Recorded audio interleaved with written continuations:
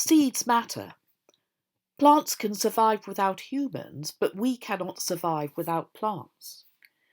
Yet, given worldwide threats from conflict, global warming, pollution, and, as we have recently been reminded, pandemics, biodiversity and seed sustainability are at risk. Pictures have the power to inform and influence us. So, as a curator and academic who has spent many years investigating photography and the environment, I wanted to produce an exhibition exploring these urgent issues. Seedscapes, Future-Proofing Nature, brings together 5 international artists, each of whom brings her own particular artistic way of seeing to this important theme. My hope is that the exhibition encourages visitors to reflect on ecological ideas and issues, whilst also enjoying fascinating photographs and moving imagery. Prosperous Mountain by Norwegian artist Heidi Morstang takes us to Svalbard, the site of the global seed vault, where duplicates of seeds from around the world are stored deep under the ice in what was once a mine shaft. Her contemplative video explores qualities of light and space in this remote archipelago area, as well as noting marks of human presence as new seed deposits are flown in. She also portrays seeds from flora in a sheltered valley, where plants grow despite the Arctic climate, and uses an electron microscope to reveal detail imperceptible to the human eye. These pictures depict shapes and textures, such as extraordinary inner landscapes, rather like extraterrestrial pictures, that are not at all how we might imagine the insides of tiny seeds. In Archiving Eden, American artist Dornith Doherty brings together clusters of seeds in digitally fabricated collages based on X-rays. She produces these images as lenticular prints, a technical process that involves sandwiching 2 or more photographs and reproducing them using magnifying lenses. For example, in her picture of huskcorn seedlings, the seeds appear animated, gently dancing as we move towards them. The artist also documented laboratory systems and spaces unfamiliar to those other than the scientists and technicians who work there. She remarks that it seemed to her that by saving seeds, individuals and institutions from around the world were working together to ensure the survival of entire plant species. This forms part of what she termed a heroic fight to preserve the biodiversity of life on Earth. We might add that she is contributing to this through using images to encourage interest in ecological issues. An artist residency scheme allowed British artist Liz Orton to access seed collections at Kew Gardens in London, where she became particularly interested in specimens that had been donated but not catalogued. Her photographs reveal seeds, stems and leaves half concealed in the packing materials in which they arrived, maybe up to a century ago.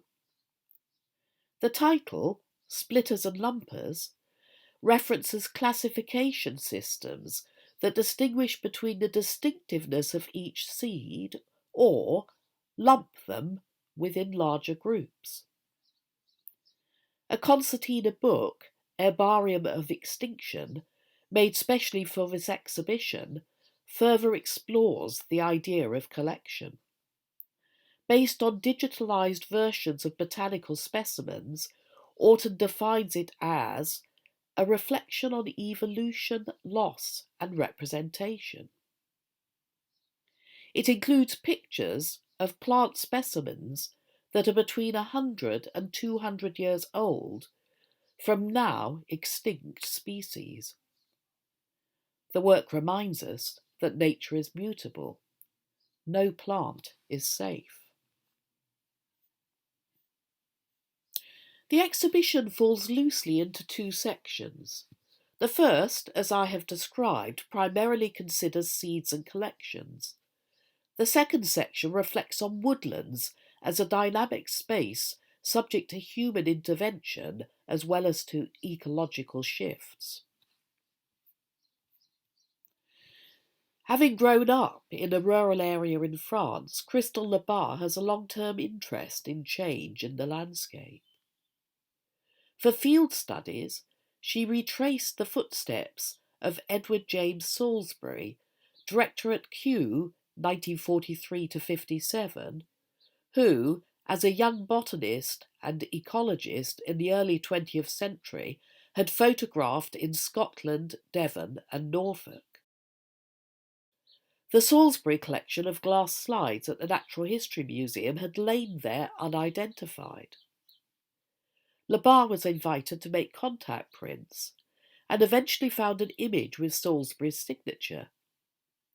It turned out that his diaries corresponding to the slides were in the archives at Kew. The images and notes had been separated. Once reunited, it was possible to identify locations, retrace his journeys, and rephotograph vegetation as it is now, thereby offering visual evidence of botanical change.